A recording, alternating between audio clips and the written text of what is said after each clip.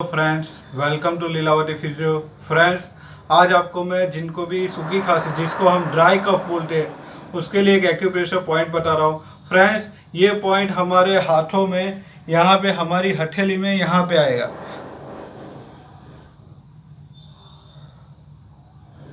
Friends, आपको इस point को दिन में 4 से 5 बार दबाना है और ऐसा आप एक बार में 10 से 12 बार कर सकते हो।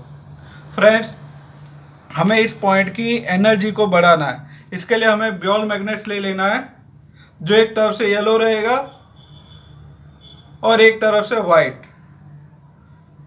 मैंने आपको आगे भी बताया था, हमें इसकी एनर्जी बढ़ाने के लिए जो इसका वाइट येलो सरफेस जो रहेगा वो स्किन को टच होगा और वाइट सरफेस है वो हमें दिखेगा। Thank you friends.